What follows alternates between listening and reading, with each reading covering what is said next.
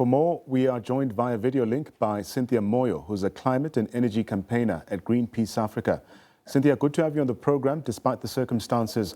Now, what in your observation would be a trigger for a catastrophe like the one we are seeing here in Nepal?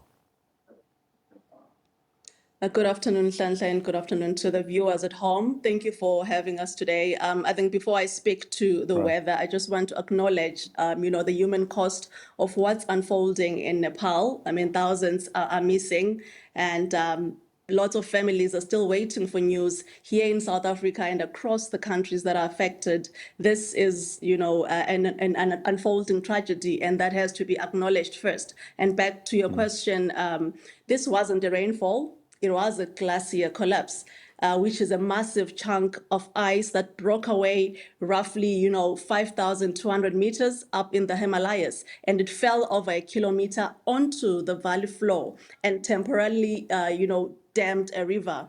When that dam gave away, it released a wall of water and rock with the force of a moderate earthquake.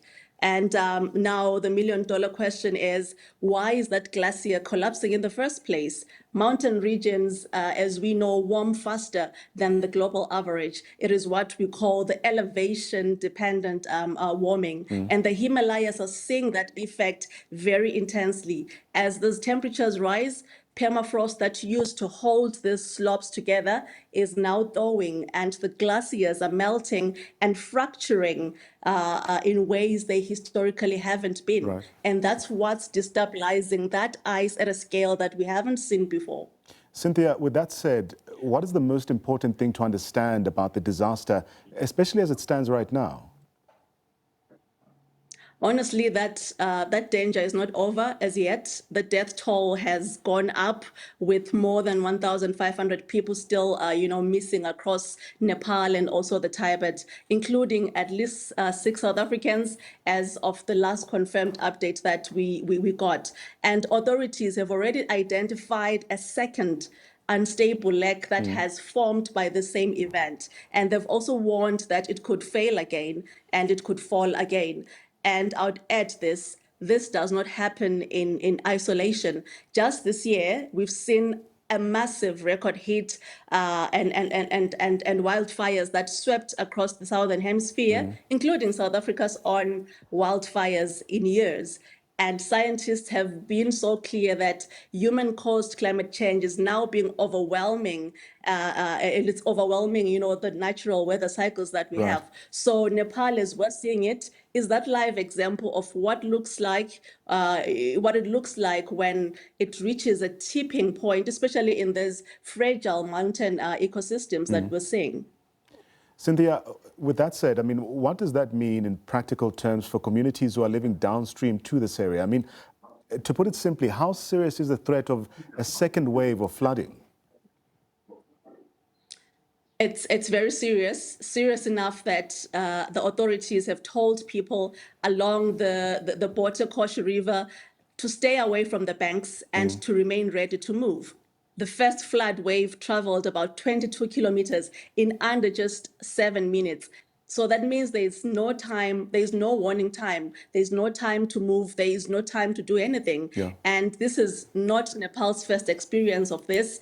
This same valley also saw a glacial lake flood in about 2025 and an ice avalanche in 2024.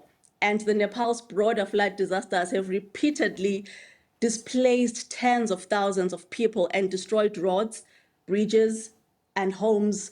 And that takes years to build, as we know. So downstream communities are not just cleaning up one event, they are living with accumulated risk of this happening again and again. Yeah. Perhaps as we wrap, Cynthia, what are the biggest obstacles facing rescuers? Is it the terrain or damaged infrastructure, or is it the weather itself, or the continuing risk of another flood, from what we're reading? All of it. I would say all of it. It's compounding each other. We have the roads and the bridges that are gone, so rescue teams can't really drive in. They're relying on helicopters. Communications and power are down in the worst hit areas, so nobody even knows the full number of who's missing yet. and rescuers are working in terrain that could produce another flood surge at any time. And that's a risk on its own. Rescuers are working in that terrain that could produce, another flood surge at any time, which limits how crews can safely arrive or stay in the riverbed. That combination, no access, no information, no time, is why this search is going to take weeks and maybe even longer. Cynthia Moyo, thank you so much for your time, of course, giving us perspective. I mean, for Nepal, the immediate priority does remain finding survivors and getting communities to safety, including those six South Africans as well. But the disaster also exposes a much larger challenge from what we've heard, how countries prepare for cascading environmental disasters in some of the world's most difficult terrain, much like Nepal as well. And with the risk of further flooding still present, like we've heard from Cynthia, the emergency is far from over.